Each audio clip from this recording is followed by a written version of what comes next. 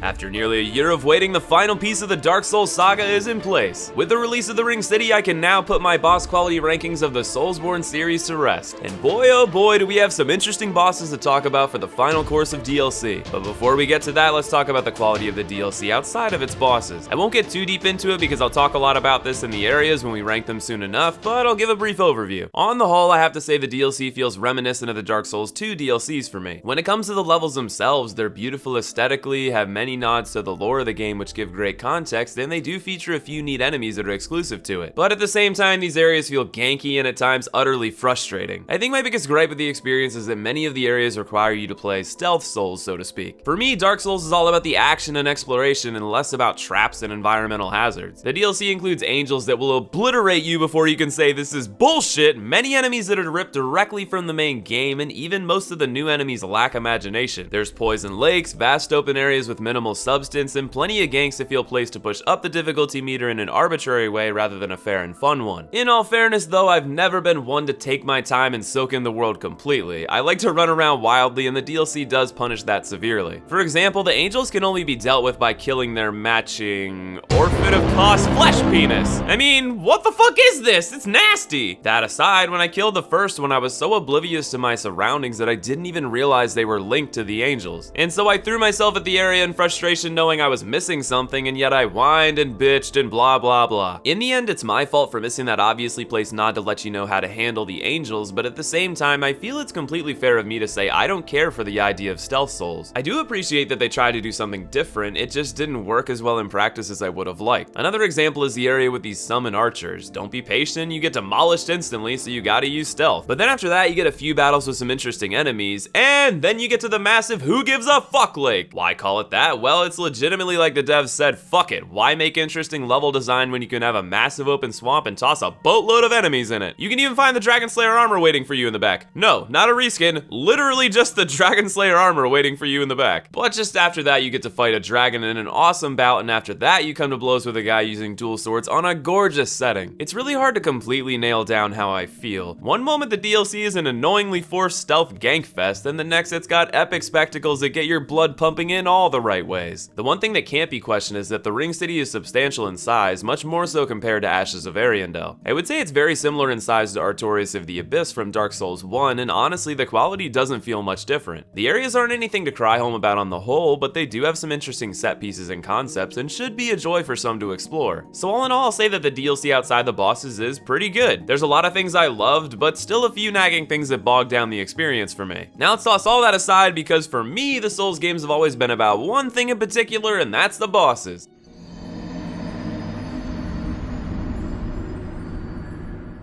The first boss of the DLC is truly a standout experience, and I'm overjoyed that FromSoft kicked the bosses off right after the rough area full of angels. As I've often said in the past, FromSoft has tried time and time again to recapture the magic of ONS in a gank fight, yet failed to hit the mark. Alongside Abyss Watchers, this fight may be the closest they've come to a gank boss done incredibly well. You face off against two demons. Each demon has a buff state and a relaxed state. When you enter the fight, one demon is buffed and the other will buff shortly. When a demon is buffed, he moves quickly, attacks ferociously, and grows brightly. When the demon is relaxed, he does a little in terms of movement, but he uses a few long-range attacks to inflict toxic on the player. This pressures the player to balance aggression between dodging the buff demon, dodging the long-range attacks of the relaxed demon, and getting in some attacks of your own. Eventually, a buff demon can do an AoE two-handed fire slam that uses up its energy, making it go relaxed. And a relaxed demon can buff itself, which is nicely balanced by it standing still for a long period of time, allowing for you to get hits in. This fight feels perfectly balanced between a fast aggressive boss and a slow but troublesome one that gives the player a full but fair plate to deal with. My only complaint of this portion of the fight is the toxic. I never felt it was particularly nice to inflict status effects on a player during a boss fight, but it's not as if you can't come prepared or of course dodge the well-telegraphed toxic attacks. And I did say portion because there is a second part. After both demons fall, one arises and becomes the Demon Prince. What's incredibly interesting about this mechanic is that depending on which demon you kill first, you'll end up fighting a different Demon Prince in another nod similar to ONS. The first prince is certainly the easier of the two. He fights much like a larger version of the previous demon with some AoE after effects. But the primary reason why he's so easy is that he has a very well telegraphed beam attack that is ridiculously punishable in a similar way to Vort's Frost Breath. The second demon, however, is a much tougher battle. He can summon fireballs that hover in air and spit various fire attacks at you, all while you still must focus the boss. And for the love of God, watch out for the Spirit Bomb. If he does this, get in his face and attack away immediately, otherwise you face certain death. All in all, this fight is a nearly perfectly balanced duo that evolves into two different forms of a demon prince who are both rewarding to fight for their own reasons, and it equals out to a fantastic boss. I'd have to say it's certainly a top 25 fight for me in the series and one of my favorite bosses in Dark Souls 3.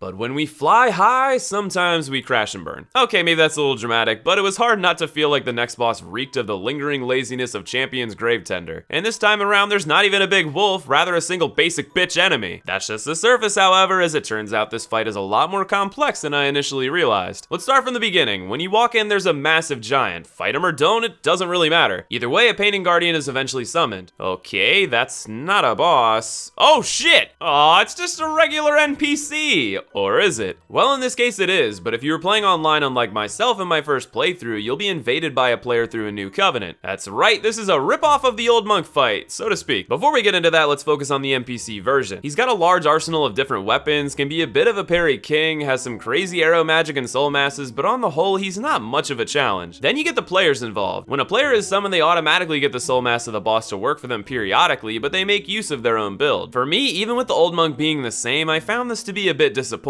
It's really just a PvP fight, whereas at least the NPC version felt like something new. Then there's the fact when it's a player with actual intelligence over a basic NPC, you have to deal with getting ganked by them and a painting guardian. For a while, the Twitch chat and I reveled in this being unfair, until I finally got good, landed a hit, and realized the player as a boss has their normal HP. So we're talking about a boss you could kill in a few hits. The painting guardian can actually heal them, but he does so sparingly. The fight really ends up boiling down to running around wildly, killing the two until you get an advantage. I don't know, I guess that's PvP ganks in a nutshell. To be honest, I'm not the best to judge this kind of thing. I think the ideas are mixed. The gank feels unfair, but is balanced by the player's weak HP, but that feels too easy if you're good at PvP, but this whole concept is awesome for players looking for a new PvP wrinkle, but then again, I don't really like PvP, and I wanted a new boss. And I got an NPC one, but it's kind of meh like the Gravetender, and you can also summon your own phantoms and gank the shit out of a weak player that can't heal. My feelings are all over the place. This isn't really something I'd personally enjoy, but even though I feel like the balancing is out of whack, I'm sure many players are gonna get a big kick out of this whole thing, so I'm certainly glad that it exists. My biggest gripe though is that it's mandatory. Of the 4 bosses, only 1 is optional. It really felt like this should have been the optional fight with this non-traditional setup. So for me, when talking about its quality overall, that's hard to judge just like the old monk was. While I love the concept and appreciate what they tried to do here, it doesn't really appeal to my PvE-centric taste, and the execution is disjointed to say the least. So I'd say for me, this is a low-end boss in terms of quality, but the beauty is that I'm sure many are gonna feel quite differently.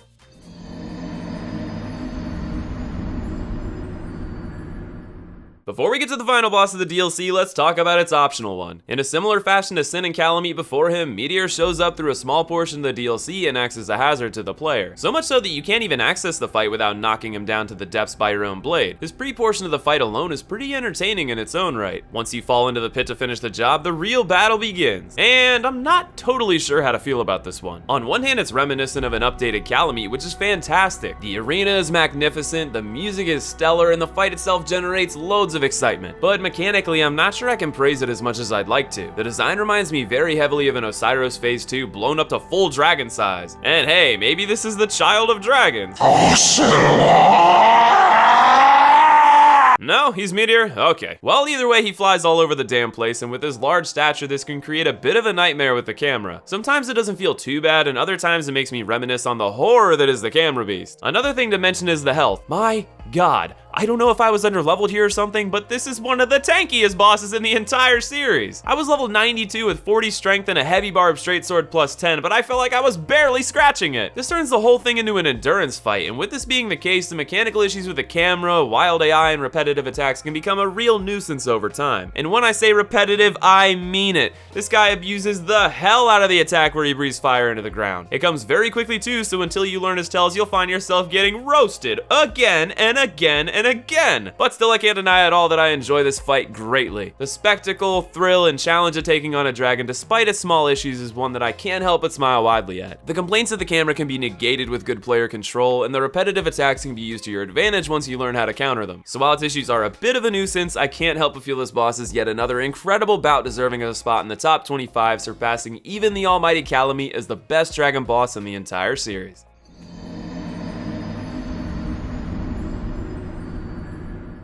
You know guys, sometimes it's okay to be cliche, so I'm gonna follow FromSoft's lead and say we saved the best for last. Wait, Dmod, you already said 2 bosses in this DLC are deserving of a spot in the top 25 all-time Soulsborne bosses, and you're saying this guy is even better than the Demon Prince and Dark Eater Meteor? I'm not just saying that. Even though I can only go based on gut reaction at this point, I think that Slave Knight Gale is the best boss in Dark Souls 3, and deserving of a spot in the top 5 best Souls bosses of all time alongside Maria, Ludwig, Artorias, and Ornstein and Smo. Sorry, Nameless, but time has caused you to fall a bit in my eyes, and Gale leaps into action and replaces your status among the absolute top echelon. Whereas Freed was incredibly reminiscent of Lady Maria, Slave Knight Gale takes heavy nods from the Orphan of Kos. Large desolate open area? Check. Absurdly aggressive and unpredictable attack patterns? Check. The girthiest health bar you've ever seen in the game? Check. However, one area in which they differ, I would say, is between the fight's 2 phases. The first of the 2 is actually more dangerous in Gale's case. His patterns in the first half of the fight are so damn difficult to read and often leads to some painful staggered one-shots. But for every attack that comes flying out of nowhere in blind aggression, there's some heavily telegraphed attacks that balance the fairness scales, allowing you to deal out your own damage. One such attack is heavily reminiscent of another top 2 bosses in the series, Manus and Soul of Cinder. Both of these bosses have moves that I like to call the Wombo combo. It's well telegraphed so you have a fair warning, but get caught in its grips and it spells certain death. If you read the move right though, it leaves Gale open for a nice counterattack. This phase is erratic, breathtaking, and an absolute pleasure to experience. Once you knock a third of his health down, he gains a buff to his sword and a more humanoid stature. And here the nod to Orphan fades and instead a heavy homage to Artorias is paid. I can't decide which part of the fight I love more. This phase is easier to deal with in my opinion, but you're still gonna have to deal with a fast striking blade, a follow up with escape that can smack you, big AoE attacks, a crossbow, and even a mixture of all of the above at the same time. As I'm trying to say how I feel about the fight, I feel like I can't nail down my thoughts perfectly into speech. Instead, all I can do is speak about it in more vague terms, and that's the emotion that it invokes. It hits all the right fan service notes while feeling like a fresh boss. It brings one of the hardest fights in the series that is matched with complete fairness, and it gives my favorite feeling of all, a feeling that only a few bosses in the entire series can invoke. Whenever I fall by his blade, I don't think to myself, damn, what bullshit, or ugh, I have to do this all over again? No, instead I find myself smirking and intoxicated with the excitement at the prospect of getting to clash swords all over again. It's a perfect end to the series and an ode to so many great bosses that came before him. Seeing it all come to an end really is bittersweet. On one hand, I desperately want more of the thrilling moments like fighting Gale, but on the other I get the feeling that it's best that Souls takes a rest for a while. As time's gone on, the innovation the series has provided has stagnated a bit, and before we move forward in the genre, I think some time is needed to let the series lie dormant. But before that happens, I couldn't be happier that FromSoft delivered a final DLC on par with the likes of Artorias of the Abyss and the Old Hunters, at least in terms of boss quality. And that's what most of us are here for, am I right? Well, even with FromSoft putting the series to rest, I've got a dozen or so Souls videos left to share with you all, so I'm gonna get back to the grindstone. In the meantime, I'd love to hear your comments on what you thought of the DLC. To give a little tease, it won't be too long before you get to voice these opinions through our own videos, so I hope you're excited for that. Be sure to follow me on Twitter for all the latest updates on videos and streams, and as this video goes live, I'll be doing some attempts at speedrunning through Dark Souls 3 with all the DLC included. I hope to see you there, and of course, thank you for watching, and I'll see you in the next video.